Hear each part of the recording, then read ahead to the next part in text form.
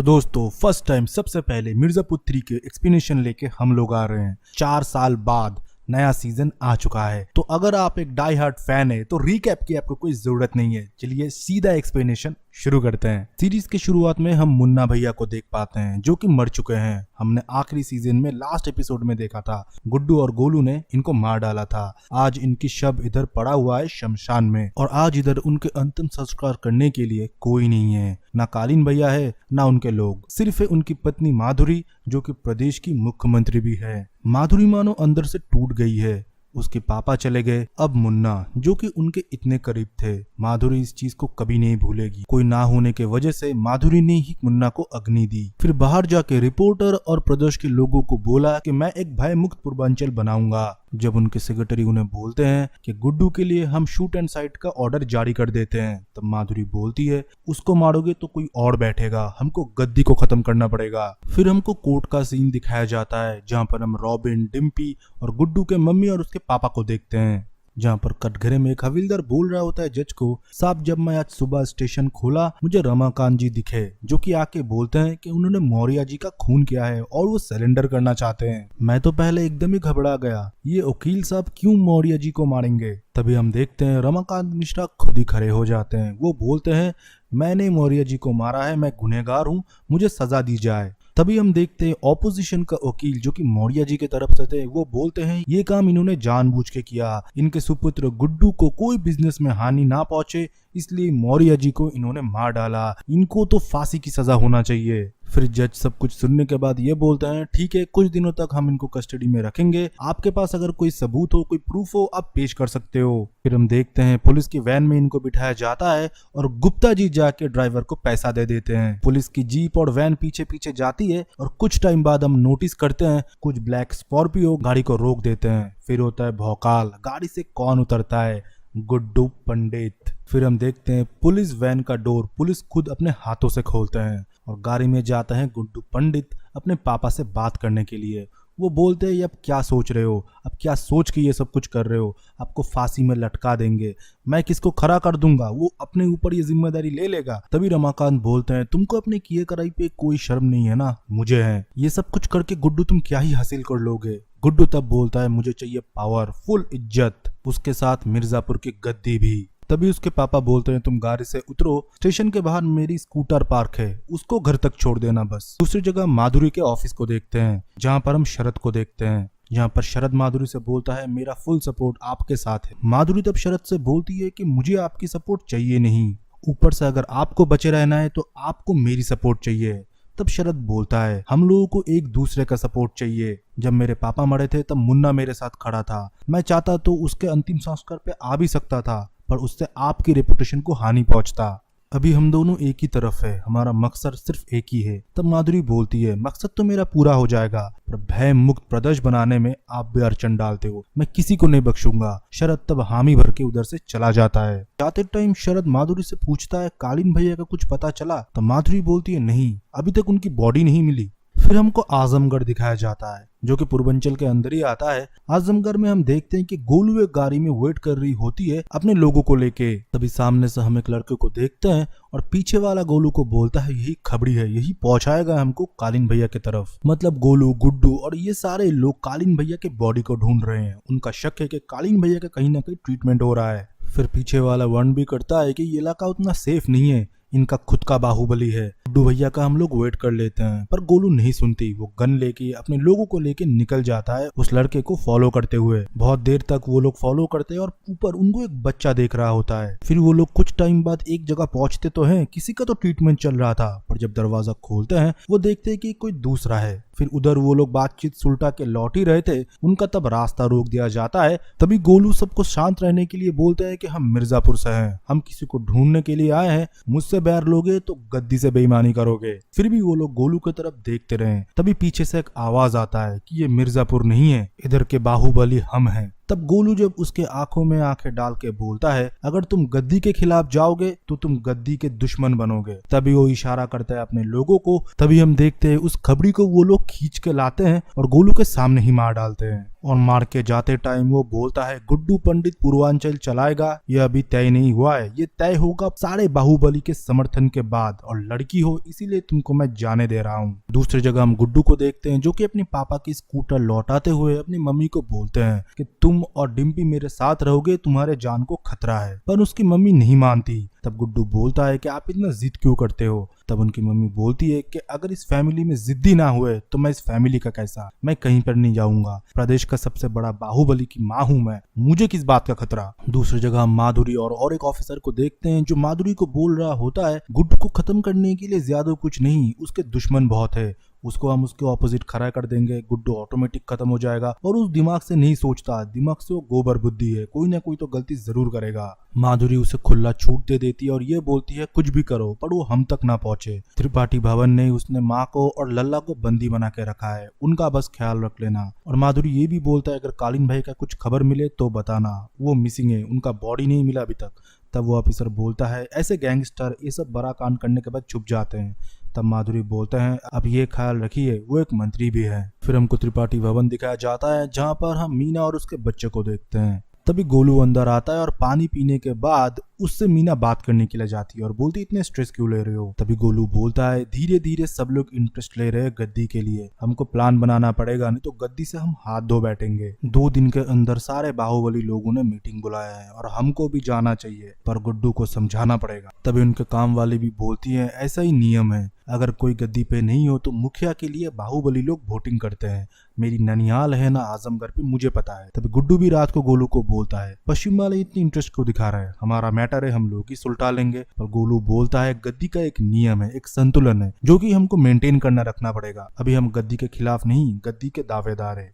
और दूसरी जगह हम शरद को देखते हैं जो कि बाकी कुछ बाहुबली को लेके मीटिंग बैठाता है अपने जौनपुर में और बोलता है कालीन भैया के लिए हमको सिंपैथी क्रिएट करना पड़ेगा, गुड्डू पंडित को गद्दी कभी ना मिले, ऐसा रास्ता हमको बनाना पड़ेगा, आप लोग जाके सब बाहुबली से मिलिए। अभी शरद की माँ उसे बोलती है कभी कभी राजा को भी निकलना पड़ता है अपना वजूद दिखाने के लिए, तुम जाके सारे बाहुबली से मिलो, सबको बताओ गद्दी का असली वारिस तुम हो। फिर हम शरद को देखते हैं जो कि अपना गाड़ी लेके मीरठ पहुंचता है बाहुबली से मिलने के। मनोहर मियाँ जो कि मीरठ के बाहुबली थे उनके साथ खाना खाते टाइम वो बोलते हैं पूर्वांचल के गद्दी को एक लीडर का जरूरत है, आप है क्या वो लीडर। दूसरी जगह फिर से हमको त्रिपाठी भवन दिखाया जाता है जहाँ पर हम गोलू गुड्डू और एक बिचौलिया को देखते हैं जो कि मिडिल मैन होता है। वो आके भी गुड्डू को बोलते हैं कि 2 दिन में बैठक है, आपको बैठक में जाना है, नियम का पालन करना है क्योंकि ये एक सिस्टम है। पर गुड्डू बोलता है आपको मीटिंग मिर्जापुर में बुलाना चाहिए, पर गोलू बोलता है ऐसा नियम नहीं है, जो नियम है हमको नियम से ही चलना पड़ेगा, ऊपर से कालीन भैया की बॉडी भी मिसिंग है, शरद सबको भड़का रहा है। पर वो बिचौलिया बोलता है कि सिर्फ एक ही जा सकता है मिर्जापुर की तरफ से।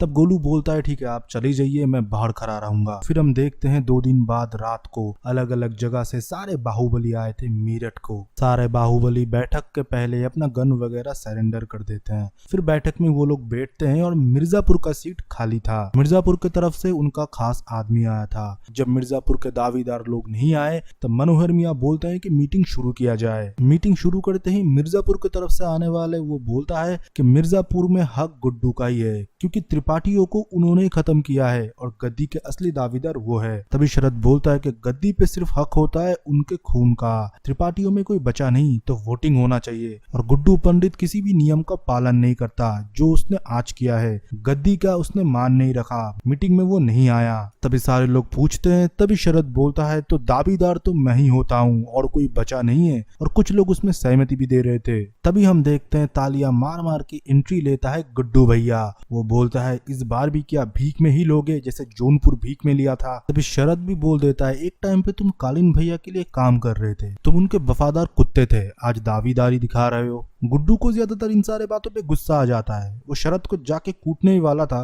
गोलू ने उसको सिखा के भेजा था कि दिमाग शांत रखना है, दावेदारी खुद के तरफ ही रखना है। तभी गुड्डू बोलते हैं पापा इनके काका गागा सिखाते थे, पता है ना उनके साथ क्या हुआ था, तुमको भी बलिया में मैंने ही कूटा था। तभी शरद बोलता है हाँ मुझे तो याद है, पर तुमको याद है तुमने अपना किसको किसको खोया है, एक को तो ऐसा खो दिया जो कि पेट में ही था। उस बात पे गुड्डू को गुस्सा आ जाता है और दोनों में हाथापाई शुरू हो जाता है। तभी मनोहर मियाँ इस फाइट को रुकवाते हैं और बोलते हैं गुड्डू पंडित और शरद शुक्ला अब दोनों ही दावेदार हो, अब दोनों को ही साबित करना पड़ेगा कि गद्दी के अब हकदार हो, दशहरा तक की आप लोगों के पास समय है। तभी गुड्डू कुछ बोलने जाता तभी मनोहर मियाँ बोलता है दशहरा तक आप दोनों को खुद को साबित करना पड़ेगा, नहीं तो हमारा कॉपरेशन, हमारा इंटरफेरेंस होगा। जब सारे लोग बाहर जा रहे थे तब गुड्डू शरद को बोलता है, इतना उछल काहे रहे हो, जौनपुर तुम्हारे पास है, तुमको पता है गद्दी के असली हकदार हम हैं। तभी शरद बोलता है, गद्दी के जो असली हकदार है उसकी लाश अभी तक हमको मिला नहीं, तो कैसे तुम असली हकदार हुए। ये बोल के उधर से वो चला जाता है। तभी गुड्डू बोलता है, इतना कॉन्फिडेंस इसके पास आया कैसे। तब गोलू बोलता है, कालीन भैया इसी के ही पास है। पर गुड्डू बोलता है, जौनपुर हमने पूरा छान मारा है। तभी गोलू बोलता है, कालीन भैया को जरूर कहीं ना कहीं इसने छुपा के रखा होगा। तभी हमको दिखाया जाता है कि शरद के सारे लोग तो जा रहे थे जौनपुर, पर शरद निकलता है सीवान के तरफ और हाई सिक्योरिटी के बीच से गुजरते हुए शरद जाता है कमरे पे, जहाँ पर हम देखते हैं कि कालीन भैया की ट्रीटमेंट चल रही है और साइड में कौन खड़े हुए हैं, शत्रुघ्न त्यागी मतलब बड़े। तभी शरद डॉक्टर को बोलते हैं, इनको जल्दी जिंदा करो, इनको खड़ा करो, लाश ही हमारे कोई काम का नहीं। फिर उधर से सीन शिफ्ट होता है और हमको एक पुलिस ऑफिसर को दिखाया जाता है जो कि इनकाउंटर करता है कहानी सुना के। इसको फिर आईजी दुबे हायर करता है गुड्डू को मारने के लिए। फिर हम दूसरी जगह देखते हैं दद्दा त्यागी को, जो कि आए थे त्रिपाठी से मिलने के लिए। तब हम देखते हैं वो शरद को बोलता है, त्रिपाठी जी को सीवान में कोई खतरा नहीं है, हम छुपा के रखेंगे, पर तुम अपना प्रॉमिस मत भूलना, गोलू का कटा हुआ सर हमें चाहिए। तब हम देखते हैं कि बड़े थोड़ा नर्वस होता है। अभी इधर थोड़ा राज खुलता है।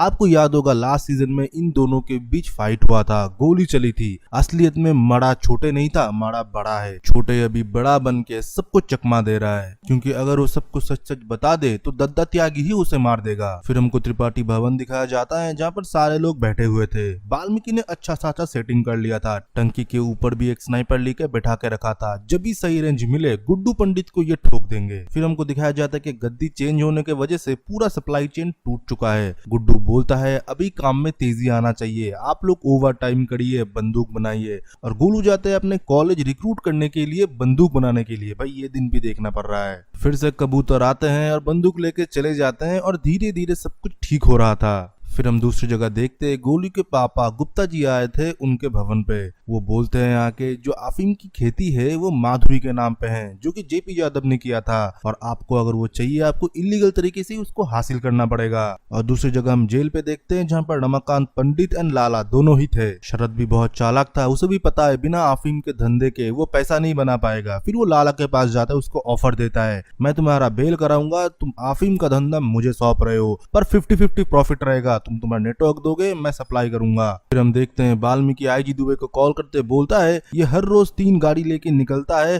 फैक्ट्री से सीधा घर, घर से सीधा फैक्ट्री, पर कुछ पैसे लगेंगे इसको दबोचने के लिए। पूर्वांचल का कंपटीशन आने वाला है, उधर ही इसको मारेंगे। और दूसरी जगह हम सीएम के मीटिंग की जगह देखते हैं जहाँ पर सारे मंत्री उनसे खुश नहीं थे। माधुरी को भी समझ में आ गया कि बाहुबली से पैसे लेके ये लोग चलाते हैं अपने अपने एरिया, पर माधुरी ये टॉलरेट नहीं करेगी, उसको भय मुक्त पूर्वांचल चाहिए, इसलिए वो दिमाग में ही समीकरण बिठाती है। फिर हम देखते हैं त्रिपाठी भवन में आते हैं मास्टर जी, जो कि गुड्डू के टीचर थे। वो गुड्डू के पैर छूते हैं और इनविटेशन देते हैं मिस्टर पूर्वांचल की। वो बोलते हैं कि पहले कालीन भैया चीफ गेस्ट बन के आते थे, अब आप आएंगे। गोलू बोलता है बाहर ठीक नहीं है माहौल, पर गुड्डू नहीं सुनता, वो बोलता है हम जरूर जाएंगे। फिर हम देखते हैं गोलू को, जो अपने टीम को लेके एक कवि सम्मेलन में पहुंचती है। पहुंचने के बाद वो एक मंत्री से मिलता है जो कि जेपी यादव से मिला हुआ है, क्योंकि जेपी यादव जब तक इनको नहीं मिलता तब तक वो अफीम की खेती गुड्डू भैया के नाम नहीं होगी, जो कि इलीगल ही है। मंत्री तो पहले बकलोली दिखाता है, पर गोलू अच्छे से बोल देता है कि पीछे मेरे लड़के लोग खड़े हैं, सीधी सीधी बता दो,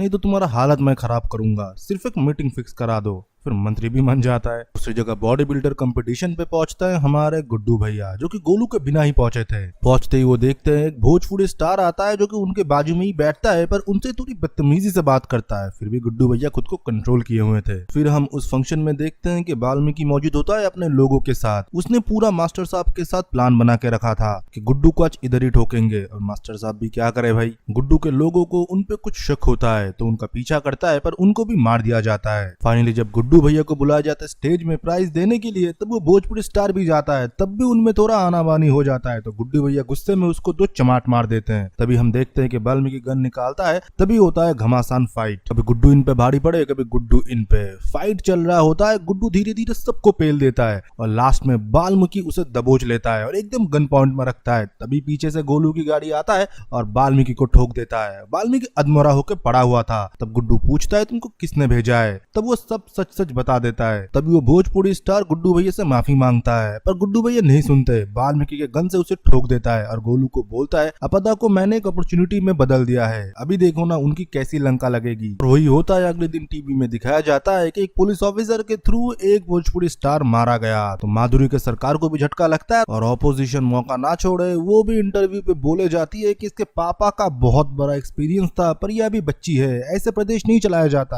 दूसरी जगह गुड्डू भैया का भी भौकाल देखो, वो पहुंचता है त्रिपाठी चौक में एंड कालीन भैया और उसके फादर के पूरे स्टैचू को वो हथौड़े से तोड़ता है अपना वर्चस्व दिखाने के लिए। इधर गुड्डू ने स्टैचू तोड़ा चौक में और उधर हम देखते कि कालीन भैया को होश आ चुका है, लाइक ये बाहुबली है, 10% चांस है फिर भी ये जिंदा लौट सकते हैं। फिर हम देखते हैं कालीन भैया के होश आने के बाद शरद उनसे मिलता है। शरद जब उनको बोलता है कि ताऊ जी आपकी तबीयत कैसा है, तभी कालीन भैया उसको गन देने के लिए बोलता है और वो शरद की तरफ गन तान देता है और बोलता है तुमने मुझे क्यों बचाया। शरद तब बोलता है मुन्ना और आप में से मैं किसी एक को ही बचा सकता था, तो मुझे फैमिली पूरी करनी थी, मुन्ना को तो मैं बचा ना सका, पर मेरी फैमिली नहीं है, सर के ऊपर से मेरे पापा के हाथ हट चुका है, इसलिए मैंने आपको बचाया, आप भी फैमिली ही हो। भाई शरद का इसके पीछे मोटिव तो हम सबको पता है, जो कि है गद्दी। और दूसरी जगह हम देखते हैं जेल में रमाकांत जी से मिलने के लिए रॉबिन जाता है। रॉबिन उन्हें समझाता है कि आप अपने लिए केस लड़िए, वो बचाव के लिए आपने किया था, अगर आप केस लड़ते हो तो आप जीत सकते हो, आपको मरना नहीं पड़ेगा, आप फैमिली के बारे में सोचो। तभी पंडित जी बोलता है अगर तुम्हें खड़ा ही रहना है ना, तुम मेरे फैमिली के साथ खड़े रहो, तुम एक अच्छे लड़के हो, मेरे बाद मेरे फैमिली को संभालने वाला सिर्फ तुम ही हो। रॉबिन को ये बोलने के बाद वो फिर से सेल में चले जाते हैं। और दूसरी जगह मायाजी दुबे को देखते हैं जो कि कुछ दिनों के लिए सस्पेंड हो चुके थे क्योंकि माहौल को भी तो शांत करना था। और दूसरी जगह हम छोटे को भी देखते हैं जो बड़ा बन के गोलू को कॉल करता है और सब कुछ बोलता है, मेरी भाई की जान तुमने लिया है, तुम्हारा कटा हुआ सर मुझे चाहिए। गोलू बोलता है शौक से आ जाओ मिर्जापुर, रास्ता तो पता है ना, और ये तुम्हारे फैमिली के इंटरनल मैटर है, मैंने तो कभी उससे प्यार किया ही नहीं, वो सिर्फ एक व्यापार था। और हम फिर से माधुरी को देखते हैं जो कि आनंद से बात कर रही होती है कि मीडिया हम पे हावी हो रही है, अगर उनको चुप कराना है तो कुछ अच्छा काम करना पड़ेगा। आनंद भी उसे सुझाव देता है कि आपका पापा का एक प्रोजेक्ट था जो कि अभी भी अधूरा है, अगर वो हम पूरा कर देते तो हमारा भी नाम होगा, एक साथ हम दो काम कर लेंगे, आपका पापा का मूर्ति भी स्थापना हो जाएगी और आपको सिंपैथी भी मिलेगा। तब माधुरी बोलती है कि इसके लिए हमको भारी फंड चाहिए। तब आनंद बोलता है आपके पापा के लिए फंड जेपी यादव भी लाते थे, पर माधुरी बोलता है उनको अंडरग्राउंड ही रहने दो, उनके लिए पार्टी की छवि बहुत पहले ही खराब हो चुकी है। फिर आनंद माधुरी को शरद के बारे में बोलता है कि उसके पास आपके लिए एक डील है। शरद फिर उससे मिलता है और बोलता है लाला के बारे में,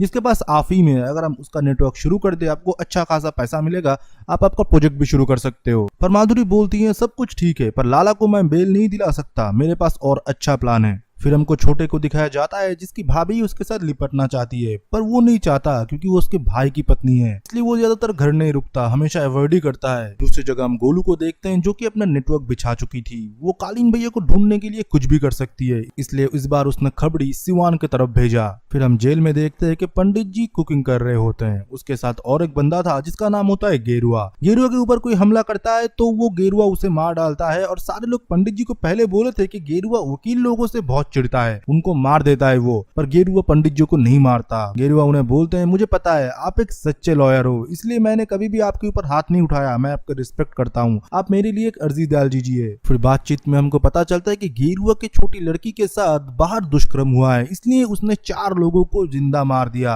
अभी गेरुआ के फैमिली के ऊपर खतरा है, इसलिए वो वकील जी से अर्जी डालने के लिए बोलते हैं। दूसरी जगह हम देखते हैं कि पंडित जी को समझाने के लिए इस बार उनके धर्मपत्नी आए थे, उनको वो अच्छे से समझाते हैं कि आपके बाद मेरा कोई नहीं है, घर तो पहले से ही नहीं था, आपका एक लड़का मर चुका है, एक बाहुबली है, घर में बचा कौन, कोई किसी से बात नहीं करता, अगर आप भी चले जाते तो मैं भी फांसी लगा लूंगी। फिर कोर्ट रूम में हम देखते हैं कि पंडित जी अपने लिए स्टैंड लेते हैं, वो लड़ने के लिए रेडी है क्योंकि मौर्या भी दूध का धुला नहीं था, वो सिर्फ लाला के लिए ही चार्जशीट बना है, गुड्डू को उसने अगवा करके इनकाउंटर करना चाहा, इसलिए पंडित जी बोलते हैं मैं क्रॉस एग्जामिनेशन करना चाहूंगा मौर्य जी की पत्नी को। वो फिर बोलते हैं आपने बोला कि मैं उनका दुश्मन हूँ, मैं उनको दबाव डालता था, मैं उनको ब्लैकमेल भी करता था, इसके चलते मैंने उनको मार डाला, मैंने आपके घर में कितनी बार चाय पिया है। तब वो बोलते हैं करीब 1 दर्जन बार। अभी आप हमको बोलिए कि मौर्य जी इतने दबंग ऑफिसर थे, वो किसी ब्लैकमेलर को अपने पत्नी से बने हुए चाय पिलाएंगे। तभी एंट्री होता है कोर्ट में आईजी दुबे की, जो कि अपनी यूनिफॉर्म वापस पाने के लिए माधुरी जी के कहने पे गलत इन्फॉर्मेशन देने के लिए आ चुके थे, मतलब गलत गवाही। फिर भी पंडित जी बोलते हैं मैं ये केस ईमानदारी से लड़ूंगा, मैं किसी से डरता नहीं। फिर हम शबनम को देखते हैं जो कि लाला से मिलने के लिए गई थी। वो बोलती है अब्बू आप क्या ये बिजनेस बंद कर रहे हो? तभी लाला बोलते हैं कि जेल के अंदर से बेटी ये बिजनेस मैं नहीं कर पाऊंगा, तो बाहर इसको शरत देखेंगे, प्रॉफिट वो बोल रहे हैं आधा आधा देंगे। तब शबनम बोलते हैं आपको क्या शरत पे भरोसा है? विरासत में मुझे सिर्फ आपका बिजनेस ही मिला है, मैं ये बिजनेस गुड्डू पंडित के साथ करना चाहूंगा, आप सोचिए कौन मुझे धोखा दे सकता है, गुड्डू पंडित या शरद? लाला भी शबनम के बात का इशारा समझ गया, इसीलिए वो उसको पर्ची दे देता है और बोलते हैं कि गुड्डू पंडित के साथ ही हम बिजनेस करेंगे। फिर हम देखते हैं शबनम पहुंचती है त्रिपाठी भवन और गुड्डू से बात करती है कि मैं चाहता हूं कि अफीम का बिजनेस हम दोनों मिलकर करें। गोलू को शबनम बिल्कुल पसंद नहीं था, इसलिए पहले वो मना कर देती है और गुड्डू भैया भी। तभी वो जब बोलती है कि ये ऑफर मैं शरद के पास भी लेके जा सकता हूँ, उसने भी ये डील रखी है, तभी तुरंत गोलू हाँ बोल देती है क्योंकि ये पैसे का मामला है, नहीं तो शरद इस चीज को टेक ओवर कर लेगा और ये लोग कमजोर पड़ जाएंगे। फिर हम देखते हैं सारे लोग एग्री हो जाते हैं, पर शबनम बोलता है कोई एक ही जा सकता है गद्दी की तरफ से। तब बीना भी बोलता है दो लड़की जाएंगे तो सही नहीं बैठेगा, गुड्डू भैया को जाना चाहिए। तब गोलू को थोड़ा गुस्सा आता है, फिर भी वो मान जाती है। जाते टाइम गुड्डू भैया को सही सलामत रहने के लिए बोलते हैं और शबनम और गुड्डू भैया ही जाते हैं काठमांडू।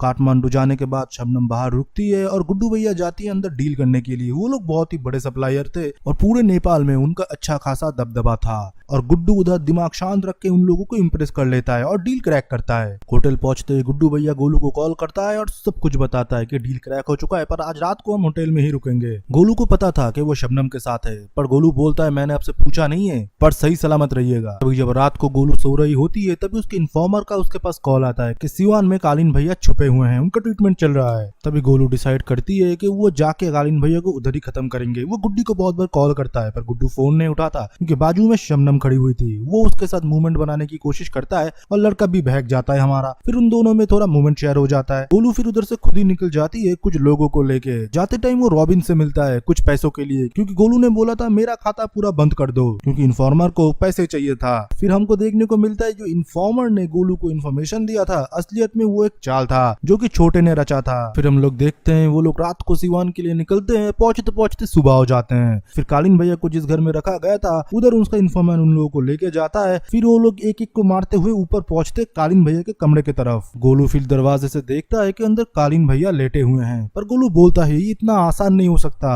और अपने टीम को बैक जाने के लिए बोलता है। तभी उनके ऊपर घमासान हमला होता है और गोलू के सारे टीम मेंबर मर जाते हैं। गोलू कैसे भी करके एक टेबल के नीचे छुप जाती है और रोने लगती है। फिर वो सोचती है कि मैं अगर मरा तो कालीन भैया को मैं लेकर ही मरूंगी। तब वो दरवाजा खोल के जब कालीन भैया की तरफ बढ़ती है तभी उसके ऊपर छोटे गोली चला देता है और गोलू उधर नीचे ही ढेर हो जाती है। फिर कालीन भैया को दूसरी जगह शिफ्ट कर देते हैं ये लोग। शरद तब उससे पूछता है कि कितने लोग आए थे और गुड्डू और गोलू कौन लीड कर रहा था। तब छोटे बोलता है उसमें से कोई नहीं, सिर्फ उन्होंने लोग भेजे थे। तब शरद बोलता है जरूर कुछ न कुछ गड़बड़ है, अगर उन दोनों को बदला लेना है वो खुद के हाथों से कालीन भैया को मारना चाहेंगे ना कि लोग भेज के। तभी शरद बोलता है ये जगह भी सेफ नहीं है, ताऊ जी अब अपने घर जाओगे जौनपुर। फिर अगले दिन गुड्डू भैया की नींद खुलती है और वो गोलू के बारे में पूछती है, किसी को कुछ भी नहीं पता था। फिर अपने एक आदमी को बुलाते हैं जो कि गोलू की टीम में काम करता है। वो बोलता है दीदी हमको हर काम में रखती नहीं थी, सिर्फ कट्टा एंड पैसा मुझसे मंगाई थी और बोली थी एक हेवी अटैक करना है, एक इन्फॉर्मेशन मिला है। तभी गुड्डू को लगता है शरद ने ये सब कुछ किया है, इसलिए वो जौनपुर के लिए रवाना होता है। और दूसरी जगह हम कालीन भैया को देखते हैं जो कि जौनपुर आ चुके थे और शरद की माँ खुद उनकी आरती उतार के घर में बुला रहे थे, क्योंकि उनका मोटिव भी एक ही था, उनका बेटा गद्दी में बैठे।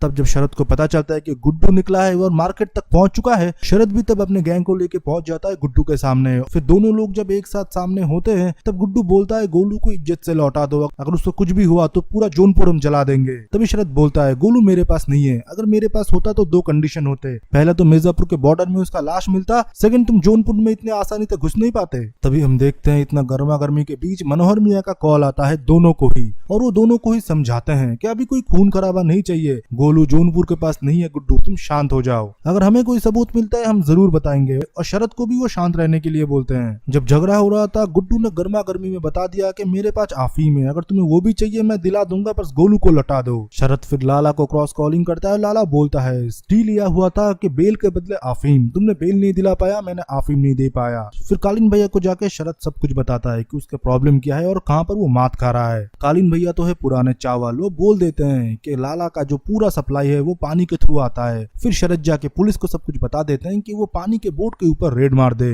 दूसरी जगह हम शरद को देखते हैं जो कि माधुरी के साथ बात कर रही होती है और उसको पैसा ऑलरेडी वो दे चुकी थी। माधुरी खुश थी क्योंकि मीडिया का प्रेशर उनके ऊपर हट चुका था और लोगों का नजर भी अभी दूसरी चीज में डाइवर्ट हो चुका था। दूसरी जगह हम गुड्डू को देखते हैं जो कि बहुत परेशान था।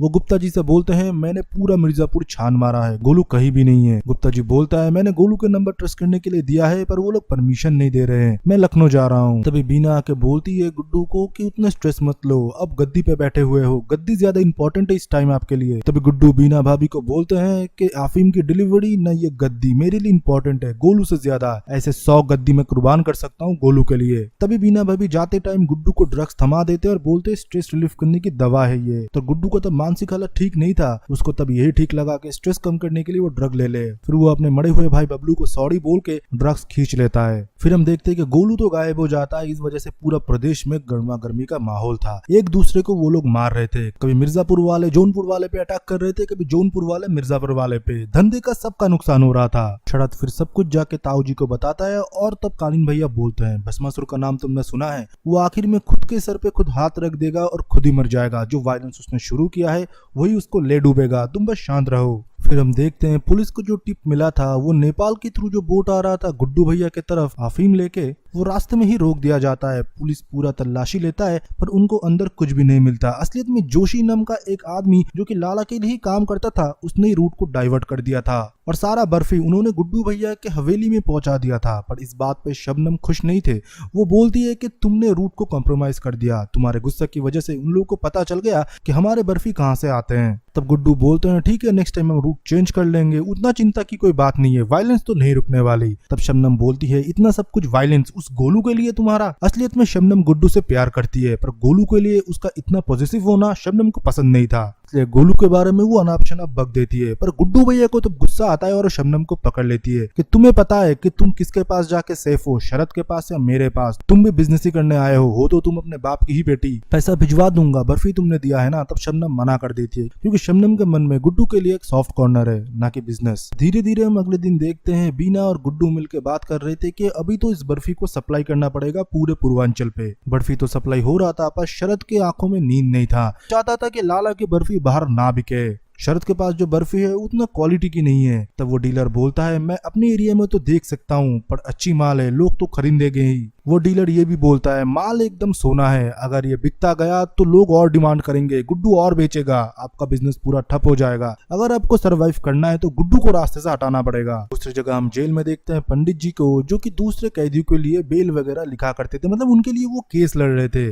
तभी उनकी मुलाकात एक कवि से होता है जो कि पब्लिक में नेताजी के बारे में अनप शनप बोल गए कविता के थ्रू, इसलिए वो आज जेल में है। लाला फिर पंडित जी से बोलता है कि आप सबके लिए केस लड़ रहे हो, आप मेरे लिए भी लड़ो। तब पंडित जी बोलते हैं कि आपको भी पता है कि आप एक क्रिमिनल हो। तब लाला बोलता है मैं कोई क्रिमिनल नहीं हूँ, मैं एक बिजनेसमैन हूँ। क्रिमिनल आपका बेटा है जो कि आज बाहर सांस ले रहा है पर केस मुकदमा मेरे ऊपर चल रहा है। और हम गुप्ता जी को फिर देखते हैं जो कि लखनऊ पहुंचे थे नंबर ट्रेस कराने के लिए, पर पुलिस वाले उनकी मदद नहीं कर रहे थे। उनमें से एक ऑफिसर बोलता है गोलू एक क्रिमिनल है, पुलिस क्यों उनका नंबर ढूंढे, हम तो उनको मार गिराना चाहते हैं। दूसरी जगह मंत्री कार्यालय में देखते हैं जहाँ पर माधुरी ने सारी एसपी का तबादला करा दिया था। ये देखकर मंत्री सोलंकी सीएम निवास पहुंचते हैं क्योंकि उनके परमिशन के बिना एसपी के तबादला नहीं हो सकते, ये रूल के खिलाफ थे। पर माधुरी बोलती है मैं कुछ भी कर सकती हूँ, अगर आपको पसंद नहीं है तो आप रिजाइन कर सकते हो। के साथ ये भी ऐलान कर देती है जिनको जिनको पीछे से बाहुबली का सपोर्ट है, पैसा आ रहा है, अगर वो भी चाहे वो भी रिजाइन कर सकते हैं। फिर उधर से सीन शिफ्ट होता है और हमको छोटे को दिखाया जाता है जो कि गोलू को अगवा करके बंदी बना के रखे थे।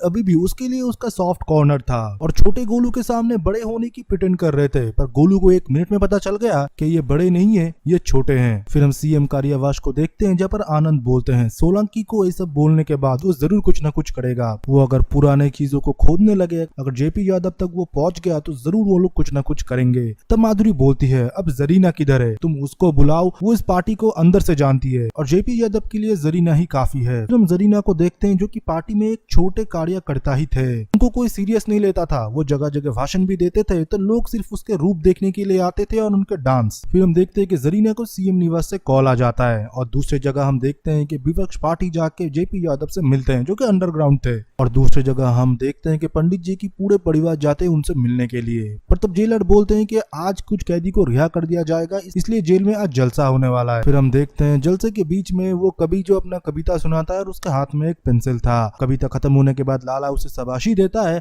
पर वो कवि उस पेंसिल से ही लाला को खत्म कर देता है। असलियत में ये एक शरद का चाल था, शरद ने इसको जेल में भेजा था लाला को मारने के लिए। अगर लाला खत्म तो नेटवर्क खत्म, यही वो सोच रहा था। दूसरी जगह हम गोलू को देखते हैं जो कि छोटे से कह रही होती है कि तुमको किसी का पड़ा नहीं है, तुम्हारे बड़े भाई से ही सब लोग प्यार करते हैं, तुमको तो अभी तक तुम्हारे दद्दा निकम्मा ही मानते हैं। कोई बिजनेस शुरू करने के लिए जाते थे तब भी तुमको रोक दिया जाता था, तुम्हारे आते तुम्हारे मामा को मरवा दिया, और तुम्हारे घर में सब सिर्फ बड़े से ही प्यार करते हैं। अगर तुमको ये सब चीजों को चेंज करना है, तुमको सिर्फ एक चीज को बदलना पड़ेगा, दद्दा त्यागी को मार दो। छोटे इसके लिए बिल्कुल रेडी नहीं था, उसका दिमाग काम करना बंद कर चुका था, इसलिए वो गोलू को 4 थप्पड़े मार देता है। दूसरी जगह हम देखते थे कि जरीना सीएम निवास आ चुकी थी और पार्टी की छवि बदलने के लिए वो सीएम साहिबा को सिखा रही थी कैसे आपको अच्छे से भाषण देना है और क्या झूठे वादे करके सिंपैथी गेन करना है। इसमें जरीना माहिर है। तभी आनंद के पास बीना का कॉल आता है, वो बोलती है कि मैं त्रिपाठी निवास में बिल्कुल सेफ नहीं हूँ, गुड्डू से मुझे खतरा है, जल्दी इधर से मुझे लेके जाओ। तुरंत ही वो फिर फोन कर देती है। दूसरी जगह हम कालीन भैया और शरद के माँ को भी देखते हैं जो कि पत्ते खेल रहे होते हैं। तभी शरद के माँ के पास भी बीना का कॉल आता है और सेम बात वो शरद के माँ को भी बोलता है और तुरंत ही फोन काट देती है, पर शरद की माँ कालीन भैया को कुछ भी नहीं बताती। और दूसरी जगह हम जौनपुर में देखते हैं जो कि चेकिंग चल रहा होता है, जहाँ पर इन्फॉर्मर छोटे को बताता है कि गोलू को ढूंढने के लिए इधर नाका चेकिंग चल रहा है। तभी छोटे बोलते हैं किसी को कुछ भी नहीं पता चलना चाहिए, इस पूरे प्रदेश में एसपी लोगों का चेंजमेंट हुआ है, तुम लोग अब शांत बैठो, मैं बोलूंगा आगे क्या करना है, तब तक गोलू की न्यूज कहीं बाहर नहीं जाने चाहिए। और दूसरी जगह हम लाला के फ्यूनरल पर देखते हैं जहाँ पर शबनम अपने बच्ची को लेकर रो रही होती है, दूसरे छोर पे गुड्डू भी खड़ा हुआ था, पर कोई एक दूसरे से बात नहीं करता। फिर हम रात को देखते हैं बाढ़ में जब छोटे दारू पी रहा होता है तब तो शरद आके उसको ज्वाइन करता है और उसे बोलता है कि बदला लेके तुमको कैसा लग रहा है। तब छोटे अच्छे से समझ नहीं पाता है कि शरद क्या बोल रहा है। तब वो बोलता है मुझे पता है, गोलू को तुमने गायब किया है और उसको तुमने जान से खत्म कर दिया है। छोटे तब बोलता है मेरे ऊपर तुम इल्जाम मत रखाओ, मैंने गोलू को गायब नहीं किया है, ना वो मेरे पास है, नेक्स्ट टाइम से मेरे ऊपर झूठे आरोप लगाने से पहले 10 बार सोचना, हम लोग त्यागी है। फिर हम कालीन भैया और शरद के बातचीत को देखते हैं जहाँ पर कालीन भैया बोलता है तुम शांति प्रस्ताव रखोगे, अगर तुम ये रखते हो तो सारा मैसेज ये जाएगा कि तुम व्यापार को बचाना चाहते हो, क्योंकि अभी गोलू को ढूंढने के लिए गुड्डू जो वायलेंस कर रहा है उससे व्यापार का नुकसान हो रहा है, सब लोग सोचेंगे तुम बहुत ही मैच्योर हो और गद्दी के असली हकदार हो। तब शरद को वो बोलता है कि तुमने मुझे मौत के मुंह से बचा के लिया है, मैंने प्रबंध लिया था कि मेरे बाद गद्दी में मुन्ना ही बैठेगा, जब मुन्ना ही नहीं रहा तो मेरे बाद गद्दी पे बैठने वाले के असली हकदार तुम ही हो, तुमको मैं बाहुबली बनाऊंगा और गद्दी पे मैं तुम ही बिठाऊंगा। फिर हम देखते हैं मुनावर मियाँ गुड्डू को फोन करता है और बोलता है कि शांति प्रस्ताव के लिए जो कि शरद ने रखा है, इसमें आपको भी आना पड़ेगा, वायलेंस नहीं चाहिए हमको, व्यापार का नुकसान हो रहा है। गुड्डू भैया तब कुछ भी नहीं बोलते। जौनपुर में ये मीटिंग रखा गया था। गुड्डू भैया नेक्स्ट डे अपने आदमी को लेके पहुंच जाते हैं जौनपुर। अभी मुनावर मियाँ बोलते हैं कि आप दोनों की आपसी दुश्मनी हमारे पूरे व्यापार को नुकसान दे रहा है, ऊपर से प्रशासन भी हमारा साथ नहीं दे रहा, सीएम ने बोल के रखा है भय मुक्त पूर्वांचल बनाएंगे, तो ऐसे में हम व्यापार कैसे करें। तब शरद भी बोलता है मुझे भी ये खून खराबा नहीं चाहिए, हमको और मिर्जापुर को अलग अलग बांट दो, कोई भी किसके अंदर नहीं आएगा। तभी मुनावर मियाँ भी बोलते हैं गुड्डू भी अभी तक अपने आप को प्रूव नहीं कर पाया, इसलिए मिर्जापुर की कोई भी डिसीजन मेरे मुहर के बिना पास नहीं होगा। अब गुड्डू भैया बोलते हैं हाँ मैं भी सहमत हूँ, पर दशहरा तक, फिर मैं तुम सबको मार डालूंगा। फिर हम देखते हैं दद्दा त्यागी को जो कि खाने के टेबल पे छोटे को सुना रहा होता है, मैंने बोला था कि मेरा बदला तभी पूरा होगा जब गोलू का सर मुझे मिलेगा, तुम्हें अपने काम पे ध्यान नहीं है। तब छोटे को भी गुस्सा आता है और वो बोल देता है मैं कोशिश कर रहा हूँ। तब दद्दा त्यागी बोलते हैं तुमने तो बहुत कोशिश कर लिया, मैंने 3 इन्फॉर्मर पकड़े हैं। दद्दा त्यागी टॉर्चर करते हुए 2 इन्फॉर्मर को मार देते हैं और तीसरा इन्फॉर्मर छोटे का होता है, अगर उसको दद्दा त्यागी मारने के लिए गए तो गोलू का पता वो बोल देगा, इसलिए तब छोटे उधर से पावर ले लेता है और बोलता है इससे मैं निपटूंगा।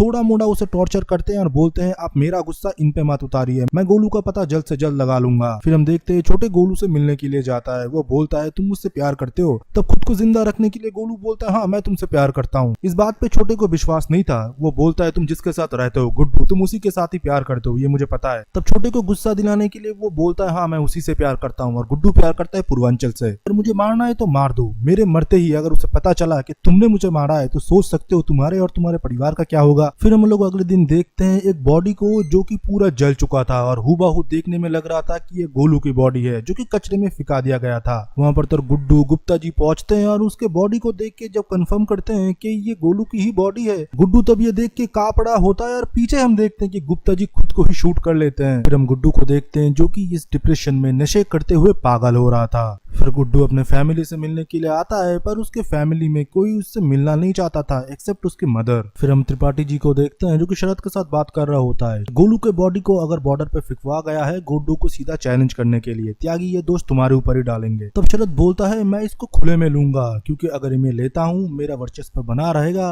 और लोग मुझसे डरेंगे। फिर हम शरद को देखते हैं जो कि लखनऊ पहुंचता है माधुरी से मिलने के लिए। वो गुड्डू के बारे में षड्यंत्र बना रहा था कि उसे कैसे दबोचा जाए। दूसरी जगह हम देखते हैं गुड्डू अपने पापा से मिलने के लिए गया था, उनके सामने वो सब कुछ कन्फेस करता है कि वो जिसके साथ भी रहता है वही खत्म हो जाता है, वो पनौती है। पर उसके पापा बोलते हैं बेटा तुम ऐसा नहीं हो और आज मेरे पास तुमको देने के लिए कोई सुझाव भी नहीं है, पर मैं यही बोलूंगा अपने मन की बात सुनो। फिर हम दूसरे दिन देखते हैं कि आईजी दुबे आता है अपने पुलिस फोर्स को लेके गुड्डू के निवास में। वो आके गुड्डू से बोलता है मैं तो सिर्फ एक दूत हूँ और उसे फोन पकड़ा देते हैं। फोन में सीएम मतलब माधुरी थी। वो बोलता है कि लल्ला और बीना भाभी को उधर से तुम छोड़ दो, मैं कोशिश करूंगा कि पंडित जी को मौत ना मिले, वो अभी भी हमारे कस्टडी में है। गुड्डू बोल देते हैं मेरे पापा को कुछ होना नहीं चाहिए, बीना भाभी तब तक अंदर रहेगी जब तक मेरे पापा बाहर नहीं आते। तो माधुरी बोलती है इस बात का कोई गारंटी नहीं है। तब गुड्डू बोलता है गारंटी तो नहीं है पर मैं बहुतों को खो चुका हूँ, ये बोल के वो फोन काट देता है। फिर अगले दिन हम देखते हैं कि कोर्ट में पंडित जी की आज सुनवाई थी और इस बार गुड्डू भी उधर मौजूद था। और हम फिर छोटे को भी देखते हैं जो कि अपनी बच्ची को स्कूल लेके जा रहा था, जो कि वो पहले कभी करता नहीं था। और जब रोजाना अपने बच्चों को स्कूल ले जाने लगा तब भाभी को उसके ऊपर शक हुआ, इसलिए इस बार उसने उसका पीछा किया और पीछा करते ही वो पहुंचती है उस कमरे की तरफ जहाँ पर वो गोलू को बंदी बना के रखा था। छोटे उसे देख लेता है, तब अपने भाभी को पकड़ता है पर वो बोले जा रही थी कि ये लड़की कौन है, ये बड़े नहीं है ये छोटे हैं। तब छोटे कुछ भी नहीं देखता, अपने भाभी को भी उस कमरे में बंद कर देता है। तो जगह हम कोर्ट रूम में देखते हैं कि गुड्डू भैया के लोग रेडी थे, जब जज राय सुनाएगा वो लोग हमला कर देंगे। तभी रॉबिन खड़ा हो जाता है जज के जजमेंट सुनाने से पहले और बोल देता है कि मैंने सारे एविडेंस गुड्डू भैया के रिगार्डिंग मैंने पंडित जी को दिया था, फिर उन्होंने केस किया और फिर से मानो ये केस डिले हो जाते हैं और बोलते हैं कि अगले हफ्ते फिर से हम इसकी सुनवाई करेंगे। और रॉबिन को प्रूफ लाने के लिए कोर्ट बोल देते हैं। फिर उसी दिन रात को गुड्डू घर जाता है, घर जाके देखता है कि रॉबिन, डिम्पी और उसकी माँ एक साथ बैठी हुई है। वो पहले तालियां मारते हैं और बोलते हैं हैप्पी फैमिली, तुम तो इस फैमिली के राजा बेटे हो और जो तुम्हारे पास इन्फॉर्मेशन है वो कॉन्फिडेंशियल था, तुमने जबान दी थी कि इन्फॉर्मेशन कभी बाहर नहीं जाएगा। तब रॉबिन बोलता है मैं ये फैमिली के लिए किया। गुड्डू भैया को धीरे धीरे गुस्सा चढ़ने लगता है। रॉबिन तब ये भी बोलते हैं आपके पास जो भी है अब उनकी कदर नहीं करते हैं, इसलिए सब लोग तकलीफ में थे, मैंने गोलू को भी समझाया था। तब गुड्डू भैया बोलते हैं तुम गोलू से मिले थे? तब रॉबिन बोलते हैं हाँ, उस दिन उन्होंने लास्ट पैसा सेटलमेंट करके इधर से चले गए थे। तब गुड्डू भैया बोलते हैं पूरे शहर में मैं चीखता गया कि गोलू किधर है, तुम्हारे मुंह से चू नहीं निकली। तो गुस्से में वो रॉबिन को मारने लगता है और आखिर में टेबल में पटक के उसकी जान ले लेते हैं। दूसरी जगह हम देखते हैं भारत पूरा पैकिंग वैकिंग करता है। वो बोलता है कि बच्ची आपके पास ही रहेंगी, मैं और मेरी बीवी थोड़े वेकेशन के लिए जा रहे हैं। तब उसकी माँ बोलती है दादा की भी बात सुन लिया करो, उससे उतना उत्तेजित होकर बात मत करो, वो छोटे की याद में है, उनसे भी वो बहुत प्यार करते थे, अभी तुम्ही को ही देखना है बड़े। तब बड़े बोलते हैं आपको मैं अगर ये बोलूं कि मैं बड़ा नहीं हूँ मैं छोटा हूँ, आप मानोगे? आप भी दद्दा की तरह चाहोगे मुझे खत्म कर दिया जाए? तब उसकी माँ बोलती है मुझे पता है तुम बड़े नहीं हो, मेरे 2 बेटे थे उनमें से एक जिंदा हो, अभी तुम्हारे ऊपर डिपेंड करता है तुम कौन बन के रहना चाहते हो। और दूसरी जगह हम देखते हैं कि गोलू सलीनी को मैनिपुलेट कर रही होती है कि वो बड़े नहीं है वो छोटे हैं, आपके पूरे फैमिली को खत्म कर देंगे अगर उसको जिंदा रहना है, नहीं तो दद्दा त्यागी उसे नहीं छोड़ेंगे। और ये बोलते बोलते सलोनी को अपनी टीम में कर लेती है और अपने हाथ का हथकड़ा भी खोल लेते हैं और बोलती है जब वो दरवाजा खुलेगा हमको दोनों को अटैक करना पड़ेगा अगर जिंदा रहना है तो। फिर हम देखते हैं गुड्डू को पकड़ने के लिए पूरे प्रदेश की पुलिस चले गए थे क्योंकि रॉबिन को उन्होंने मारा था और रॉबिन था उस केस की गवाही, और गुड्डू ने ही रॉबिन को मारा है ये बयान डिम्पी और उसके माँ ने ही दिया है। फिर हम देखते हैं गुड्डू भैया को त्रिपाठी भवन से उठा लिया जाता है पुलिस के वैन पे। फिर एंट्री होती है सीएम की जो कि बीना और लल्ला को अपने साथ लेके चले जाते हैं। दूसरी जगह हम जेपी यादव को देखते हैं जो कि टीवी में जरीना को देख के उसके अंदर का जानवर जग जाता है। वो अपने रखे हुए और एक आदमी को बोलता है जरीना को एक प्राइवेट मीटिंग के लिए बुलाओ पैसे देके। फिर हम दूसरी जगह देखते हैं शरद माधुरी से मिलती है और माधुरी उसे खुशखबरी देता है। वो बोलता है कि गुड्डू को हमने उठा लिया है और वो अब जेल पे ही सड़ेगा।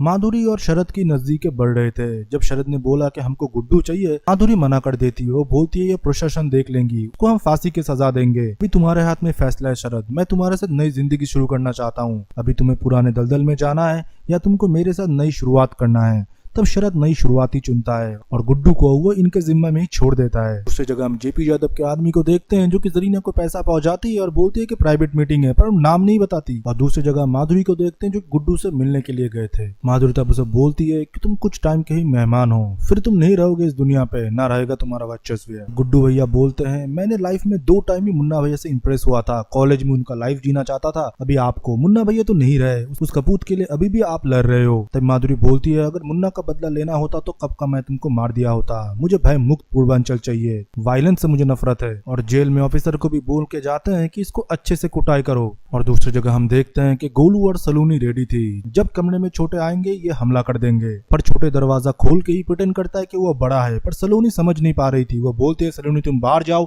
छोटे का कुछ अंश मेरे अंदर बचा हुआ था, अब इसको मैं खत्म करूंगा। सलूनी मानो उसके ऊपर बिलीव करने लगी थी, पर इससे पहले गोलू अपना हथकड़ी खोल लेती है और सलूनी को ढाल बना के बाहर चली जाती है, सलूनी का कलाई काट के। जाते टाइम छोटे उसके ऊपर गोलियां चलाता है और एक गोली जाके गोलू के हाथ पे लगता है। फिर हम जेल में देखते हैं सारी कैदी के दरवाजे खोल दिए जाते हैं गुड्डू भैया को पीटने के लिए। गुड्डू भैया पहले तो सबको पेलते हैं, फिर आखिर में एक पहलवान आता है जो कि गुड्डू भैया के ऊपर भारी पड़ता है। गुड्डू भाई को बेरहमी से मारता है और पैर से खींच के सबके बीच आके लिटा देता है। फिर पुलिस ऑफिसर उसका एक फोटो खींच लेते हैं। फिर हमको मनोहर मियाँ को दिखाया जाता है जहाँ पर पश्चिम के बाहुबली से कॉल आता है कि अभी जौनपुर और मिर्जापुर हल्का है, उनके बीच में तनाव चल रहा है, सही टाइम है हम उस पर बैठ सकते हैं। दूसरी जगह हम बीना और माधुरी को देखते हैं जो कि एक दूसरे से बैठे हुए थे और बीना अपनी दुखड़ी सुना रही थी। ये बंदी पहले से ही झूठी है। माधुरी तब बोलती है आपको चिंता करने की कोई जरूरत नहीं है और वो गुड्डू की फोटो दिखाती है। तब बीना भी समझ जाती है कि तख्ता पलटने वाला है। हमको डिम्पी को दिखाया जाता है जो कि अपने पापा से मिलते हैं। उसके पापा बहुत निराश थे क्योंकि रॉबिन नहीं रहा। वो बोलते हैं मैं पूरे केस फाइल तुमको उठा के दूंगा, तुम सीएम साहिबा को दिखाओ। डिम्पी जब केस फाइल पढ़ती है उसे पता चलता है कि सीएम साहिबा के फादर को मरवाने वाला शरद ही था। दूसरी जगह हम देखते हैं कि गुड्डू भैया के फैक्ट्री में सब जाने वाले होते हैं, तभी होती है गोलू की एंट्री। सब तब शॉक थे कि गोलू मरी नहीं है। फिर गोलू को हम देखते हैं जो कि पूरे खून वून साफ करके रेडी होती है। फिर गोलू जेपीजी के करीबी मंत्री को कॉल करती है और बोलती है कि अभी जेपीजी से मिलने का टाइम आ चुका है। दूसरी जगह हम जरीना को देखते हैं जो कि जेपी यादव के पास पहुंचता है और टाइम नहीं लगता उसे समझने में कि जेपी यादव ने उसको प्राइवेट में बुक किया है। फिर जेपी यादव उसे पैसा देता है और बोलता है जो तुमको ज्यादा पैसा देगा तुम उसके लिए ही काम करोगे, अभी सही समय है। माधुरी से मंत्रिमंडल में कोई खुश नहीं है, हम इस सरकार को पलटेंगे, इसके लिए मेन कड़ी तुम बनोगे, सबको हमारे तरफ डाइवर्ट करने के लिए ऑपोजिशन से मिलकर हम सरकार को गिराएंगे। और वही होता है। नेक्स्ट डे हम देखते हैं कि सारे मंत्रिमंडल को लेके जरीना जा रही थी ऑपोजिशन की तरफ, पर आखिर में ही जरीना गेम पलट देती है। वो पहुंचती है सीधा शरद के पास। शरद फिर ऑपोजिशन को धमकी दे देता है कि जेपी यादव को बिल में छुपे रहने के लिए बोलिए, जो माधुरी के खिलाफ है वो मेरे खिलाफ है, मंत्रिमंडल इधर ही बंद रहेंगे। और दूसरी जगह हम गोलू को देखते हैं जो कि जेपी यादव को ढूंढते हुए उनके निवास पहुंचते हैं। जेपी यादव से जाके वो बोलता है अगर आपको पुराना पोजीशन वापस चाहिए और अपना दबदबा चाहिए, एक ही आदमी आपको दिला सकता है, वो गुड्डू पंडित, जो कि त्रिपाठियों को एकदम निर्वंश कर दिया। दूसरी जगह हम डिम्पी को देखते हैं जो कि माधुरी से जाके मिलती है और बोलती है कि शरद ने ही आपके पापा को मरवाया था और मोरिया जी की सारी वीडियो एविडेंस वो दिखा देती है। माधुरी के पैरों तले मानो तभी जमीन नहीं था। वो बोलते हैं ठीक है तुम एविडेंस रख के जाओ, हम देखेंगे। फिर हम देखते उस दिन रात को शरद को बुलाया था माधुरी ने और पूछता है तुम मुझसे कुछ छुपा तो नहीं रहे ना। शरद तब बोलता है नहीं, मैं भी तुम्हारे साथ हूँ, न्यू लाइफ शुरू करने वाला हूँ, और हाँ एक चीज मैंने तुमसे छुपाया है, पर वो छुपाना जरूरी था, पहले मैं तुम पे भरोसा नहीं कर पा रहा था, कालीन भैया जिंदा है। तब माधुरी सब कुछ सुनने के बाद ये बोलता है कि कालीन भैया के साथ मुझे एक मीटिंग चाहिए, तुम्हारे परिवार से पहले वो मेरे अपने हैं। शरद को इस बात पे कोई आपत्ति नहीं था, वो मान जाता है। दूसरी जगह हम बीना से देखते हैं जहाँ पर माधुरी गई थी तो कालीन भैया की न्यूज देने के लिए। बीना बोल देती है मेरा कुछ नहीं रहा, ना कालीन भैया है ना मुन्ना है, मेरी असली घर तो मिर्जापुर ही है, माधुरी तुम मुझे मिर्जापुर रन करने के लिए दो। फिर हम जेपी यादव के निवास में देखते हैं शुक्ला जी और जेपी जी यादव बैठे हुए थे। वो बोलते हैं अगर हमको पावर में आना है, हमको बाहुबल भी चाहिए, पैसा भी चाहिए, जो सिर्फ एक बंदा दिला सकता है, गुड्डू पंडित। फिर हम गोलू की एंट्री को देखते हैं जहाँ पर मुहर लगाया जाता है कि गुड्डू पंडित को बचाया जाएगा। दूसरी जगह हम शरद को देखते हैं जो कि कालीन भैया को बोलते हैं माधुरी जी को मैंने बता दिया कि आप जिंदा हो। तब कालीन भैया बोलते हैं मैंने एक बार उस पर भरोसा किया था, तुम भी फिर कर रहे हो, गलती करोगे। शरद बोलता है नहीं, मुझको माधुरी पे पूरा भरोसा है। फिर हम देखते हैं माधुरी कालीन भैया से मिलते हैं और मिलने के बाद कालीन भैया बोलते हैं मुझे गद्दी से भी कोई लगाव नहीं, मैं ये शरद को सौंपने वाला वाला हूँ। और माधुरी इस बात पे बोलते हैं आप आगे क्या करोगे क्या नहीं करोगे, वो जो मैं बोलूंगा वही होगा, क्योंकि बीना और लल्ला अभी भी मेरे पास है। फिर हम रात को देखते हैं आज मीटिंग बैठने वाली थी, जहाँ पर हम सारे बाहुबली को देखते हैं इंक्लूडिंग मनोहर मियाँ एंड शरद। मनोहर मियाँ तब बोलते हैं मिर्जापुर और पूर्वांचल के गद्दी के वारिस कौन बनेगा आज उसका फैसला होगा, अगर किसी को कोई दिक्कत है वो बता सकते हैं। तब कोई कुछ भी नहीं बोलता। तब मनोहर मियाँ बोलते हैं अभी ऊपर से ऑर्डर है कि पूर्वांचल को और मिर्जापुर के गद्दी को देखने के लिए पश्चिम के सहारा चाहिए। तब शरद बोलता है जिस क्षेत्र में आप मेहमान बन के आए हो इस क्षेत्र का मालिक बनने का सपना कब देख लिया। तब शरद को मनोहर मियाँ बोलते हैं इधर कोई नेगोशिएबल नहीं होगा, ये एक ऑर्डर है। तब शरद बोलते हैं कि पूर्वांचल को किसी के सहारे की जरूरत नहीं है। फिर हम देखते हैं कालीन भैया धीरे धीरे एंट्री ले रहे थे, सारे गुंडे शौक थे और उनके पैर छू रहे थे। तभी हम देखते हैं कि कालीन भैया की एंट्री होती और सारे बाहुबली हक्के बक्के रह गए थे। वो लोग खड़े हो जाते हैं और कालीन भैया को सलाम ठोकते हैं। तभी मनोहर मियाँ बोलते हैं कि गद्दी को अपना असली मालिक मिल गया, आप और बाबूजी मिलकर ही सारे कानून बनाए थे, इस गद्दी का असली हकदार सिर्फ आप ही है। तभी कालीन भैया बोलते हैं मैं इस गद्दी पे नहीं बैठूंगा, इस गद्दी का जो असली हकदार है वो और कोई नहीं, वो शरद शुक्ला है। आज से मिर्जापुर की बाहुबली शरद शुक्ला है। फिर शरद शुक्ला जब गद्दी की तरफ बढ़ते हैं तब कालीन भैया बोलते हैं आखिरी बाहुबली और उसके तरफ गोलियां चला देते हैं और शरद नीचे ढेर हो जाता है। फिर एक एक करके वो सारी बाहुबली को मारने लगते हैं और ऊपर से पूरा पुलिस प्रशासन अटैक करता है और सारे बाहुबली को मार गिराते हैं। शरद के अंदर फिर भी जान बचा हुआ था, वो सिर्फ गद्दी की तरफ बढ़ता है और कालीन भैया उसे गद्दी की तरफ बिठाते हैं और शरद उधर ही दम तोड़ देता है। ये सब माधुरी का ही प्लान था। दूसरी जगह हम देखते हैं कि मुख्यमंत्री गाड़ी से बीना और लल्ला को लेके जा रहे थे, पर रास्ते में ये गाड़ी रोक दिया जाता है और फिर से हम ब्लैक स्कॉर्पियो को देखते हैं जहाँ पर गाड़ी से और कोई नहीं कालीन भैया उतरते हैं और बीना तब शौक थी और कालीन भैया अपने बच्चे को और बीना को अपने पास रख लेते हैं। फिर हम दूसरी जगह देखते हैं कालीन भैया पुलिस के थ्रू जेल में जब पहुंचता है, पुलिस जब गुड्डू को बुलाता है वो गुड्डू नहीं था, गुड्डू जेल से फरार हो गया था। फिर हमको दिखाया जाता है गुड्डू और बाकी कुछ लोग जो कि घायल थे वो नेपाल जाने वाले थे, वही डीलर के थ्रू, और उस बोट से गोलू बाहर आती है। गुड्डू मानो उसे देख के रो पड़ता है और वो दोनों पहली बार किस करते हैं एक दूसरे की तरफ प्यार को दिखाते हुए। और इसी के साथ मिर्जापुर की पूरे सीजन 3 को हमने एक्सप्लेन कर दिया। आई होप आपको वीडियो पसंद आया होगा। मुझे पता है थोड़ा लेट आया है पर अच्छे से किया गया है। आप अगर वीडियो को पसंद करते हैं तो वीडियो को लाइक करें, अच्छे से कमेंट छोड़ दीजिए और हमारे बाकी वीडियोस को भी देखिए। तब तक के लिए बाय बाय एंड सिया।